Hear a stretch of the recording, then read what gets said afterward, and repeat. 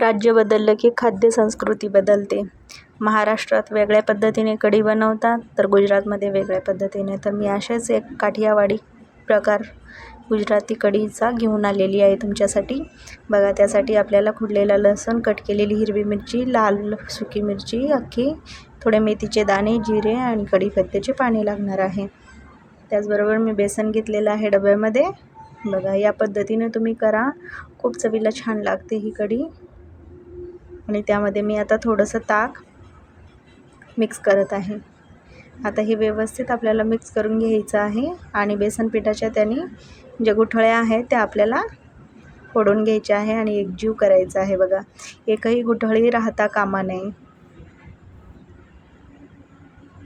व्यवस्थित थोडंसंच ताक घालून मी त्याला मिक्स करून घेत आहे.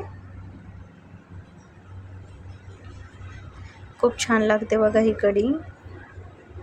तुम्ही अशाच प्रकारे करून बघा. बघा, आता जवळजवळ आपलं हे मिक्स करून झालेलं आहे सगळं व्यवस्थित. आता मी त्यामध्ये ताक ॲड करून घेणार आहे. आता आपल्याला ज्या प्रमाणात आपल्याला कढी बनवायची आहे त्यानुसार तुम्ही ताक बनवू शकता. मी अमूलचं ताक वापरलेलं आहे. बघा, आता पॅन गरम झालेली आहे आपली. आता त्यामध्ये मी तडका मारणार आहे त्याला. बघा, आता तेल ॲड केलेलं आहे मी.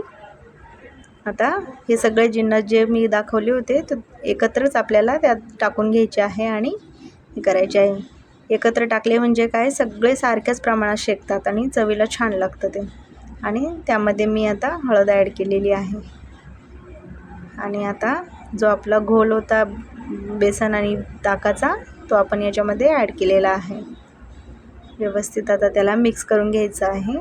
तुम्हाला किती पातळ किती घट्ट ठेवायची त्यानुसार तुम्ही ताकाचं प्रमाण मागे पुढे करू शकता.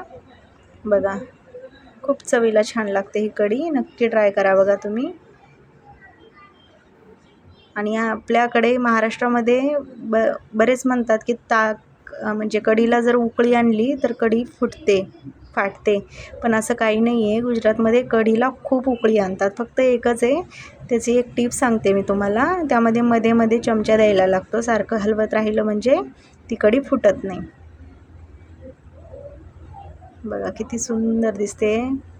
जशी दिसते ना तशीच ती चवीलाही लागते. इकडे अक्षरशः गुजरातमध्ये खिचडी आणि कढी काठियावाडीचं सगळ्यात आवडतं भोजन आहे. यामध्ये ते गूळ ॲड करतात. मी गूळ ॲड नाही केला कारण माझ्या मुलांना आवडत नाही. एखाद्या दिवशी मी गोड आंबट कढी पण तुम्हाला दाखवेल कशा प्रकारे ते गुजराती लोक बनवतात. बघा, तयार आहे आता आपली कढी, काठियावाडी कढी. किती छान कलर आला आहे बघा. आणि व्यवस्थित अशी बनते ही कढी.